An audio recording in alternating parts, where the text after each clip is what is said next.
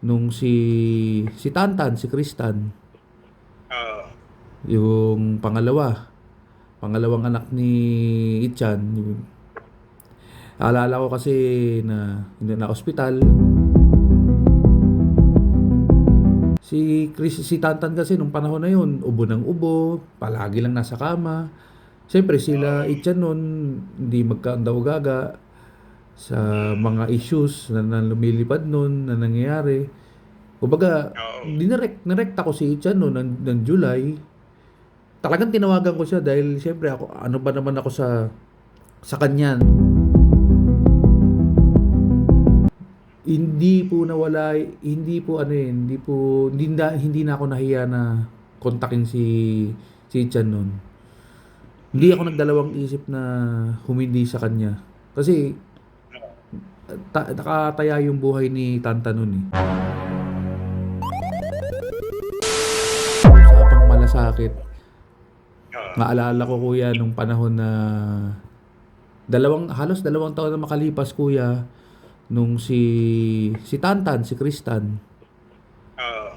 yung pangalawang anak ni Ichan. Alala ko kasi na hindi na ospital, medyo lumalala yung sakit niya.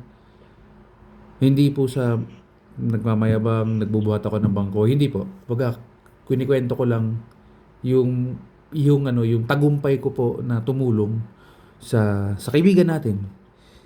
Ba, siyempre, number one yun eh. Tulad nung ngayon, hindi ko rin maano, yung sinasabi mo ng tulong, siyempre, sino ba namang hindi taong hindi ko pwedeng hindi tutulong At pag yung ganong sistema di ba? tama naman po, tama naman kuya. Ay, durog na durog kasi yung puso ko gawa ng si Tantan kasi nung panahon na yun, ubo ng ubo, palagi lang nasa kama. Siyempre sila Oo. Ichan nun, hindi magkaandaw-gaga sa Mm. mga issues na lumilipad nun, na nangyayari. Kumbaga, Oo. nirekta ko si Ichan noon ng July. Talagang tinawagan ko siya dahil siyempre ako, ano ba naman ako sa kanya. Kahit ba nakilala ko siya ng 2018, kahit nakilala ko siya ng 2018 kuya, hindi niya naman na ako Oo. maaalala eh. Hindi niya talaga ako maalala. Eh syempre kuya, vlogger na siya. Ano ba ako sa ano niya, di ba? Parang wala, baliwala Oo. lang ako sa kanya eh. Siyempre, Oo nga.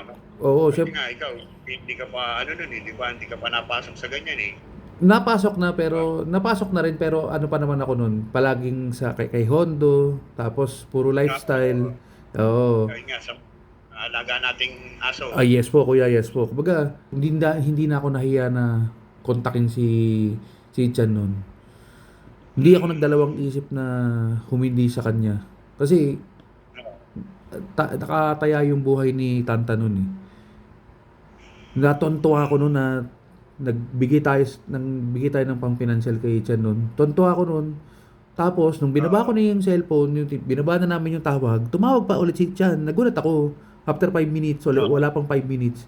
Idol, picture naman ako sa'yo. Bah, isipin mo vlogger na yun, magpapicture sa akin. Di ba, siyempre, nanaba puso ko nun. Baga, Well, kahit naman sino, nakita mo nga si Beto Rates, pag lumabas ng bahay, pag nagpunta tayo sa Kapitolyo, kahit saan man, ay, abatik. kahit tayo Matik. nasa umaandar ng tricycle, pag may tumawag sa akin, binababa natin, Bin, di ba? Opo, tama naman po kayo. Tama naman po kayo. Tama naman po.